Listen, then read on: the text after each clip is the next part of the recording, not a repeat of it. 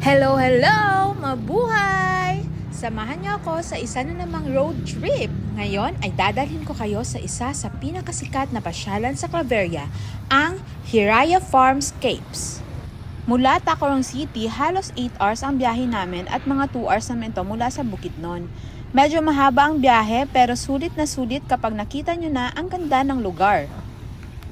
Bandang 1 PM kami nakarating sa Hiraya Farmscapes. Pagdating namin doon, ang una namin ginawa ay bumili ng entrance ticket na nagkakahalaga lamang ng 30 pesos per person. Sulit na agad dahil napakalawak at napakaganda ng paligid. Kung mahilig kayo sa activities, marami rin silang pwedeng subukan dito gaya ng ATV ride, go-kart, bumper boat at marami pang ibang rides para sa buong pamilya.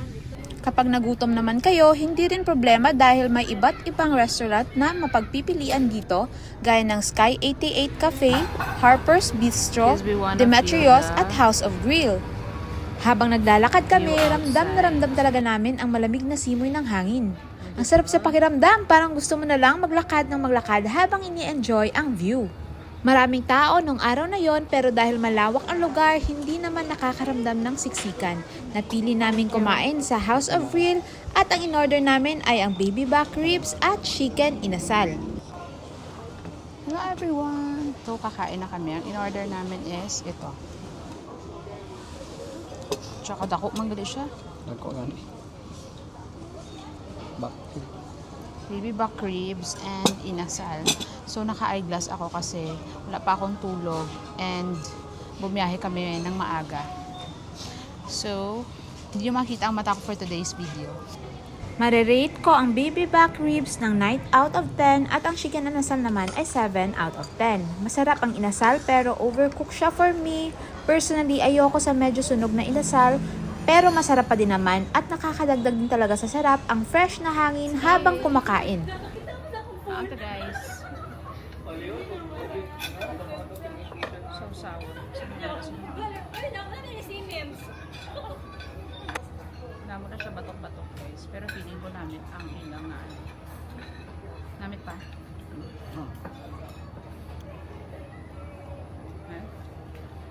Wala nang hihigit sa'yo, walang kaparesang pag-ibig. After lunch, syempre hindi pa doon nagtatapos ang adventure. Naglibot-libot pa kami sa iba't ibang bahagi ng Hiraya, nagpicture, nagvideo at nag-enjoy ng relaxing na ambience ng lugar.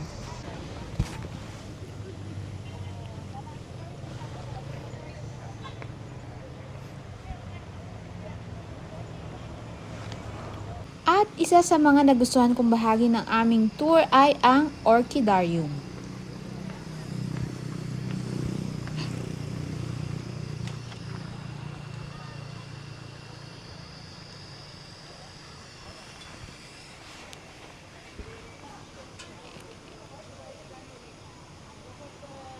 Ang mga orchids dito ay nakalagay sa mga dome kaya napakaganda nilang tignan at diri pa orchid napapangalagaan talaga sila ng maayos. Orchidarium. Alam nyo ba na ang orchids ay isa sa pinakamalaking Guys, ang pamilya ng orchids nila, pero flowering hindi plants ata sa buong pwede mundo? magsulod. May mahigit 28,000 species ng orchids at marami sa mga ito ay tumutubo sa tropical countries gaya ng Pilipinas. At alam nyo ba na ang vanilla ay galing sa isang orchid? Yes, ang vanilla beans ay bunga ng Vanilla planifolia, isang uri ng orchid. Nami ang mga orchids nila diri.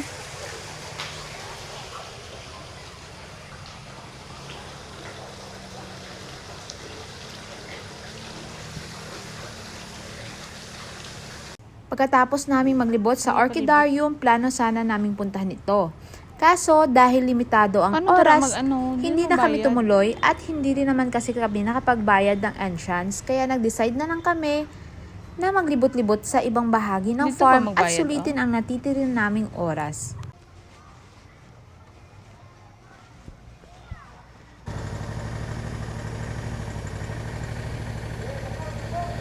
Sa parteng ito ang horseback riding.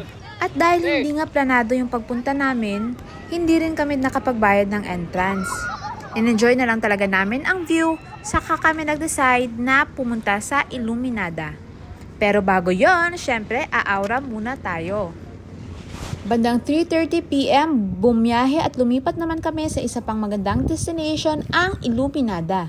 Sa pagkakaalala ko, nasa 20 minutes ang biyahe from Hiraya. Pagpasok pa lang, agad na bubungad sa'yo ang napakalaking flower arc na talaga namang perfect spot para sa pictures. Isa pa lang ito sa mga maraming Instagram-worthy corners ng lugar. Nakita ko rin na meron silang maze na siguradong masaya lalo na kung kasama ang pamilya o barkada. Mayroon din silang isang giant peacock na talagang agaw pansin at isa sa mga pinipicturean ng mga bisita. Kung gusto niyo namang mag-overnight o mag-relax ng mas matagal, pwede rin kayong mag-check-in dito. Mayroon din silang swimming pool, kaya magandang option ito para sa mga weekend getaway. Isa sa mga pinaka-nagustuhan ko rin dito ay ang bahagi ng garden na napapalibutan ng napakaraming makukulay na bulaklak. Kahit hindi ka mahilig mag-picture, mapapaupo ka na lang habang ine-enjoy ang malamig na simoy ng hangin at tahimik na ambience ng lugar. Perfect na perfect ito para sa ating mga oldies kasi wala masyadong activities at pwedeng paupo-upo lang sila at pa-relax-relax. Minsan, hindi mo kailangan magmadali. Ang sarap lang huminto sandali, namnamin ang ganda ng paligid at i-appreciate ang simpleng moments kasama ang mahal mo sa buhay. Talaga ibang klase ang preskong klima ng Claveria. Ito yung klase ng lugar na mapapaisip kang bumalik ulit.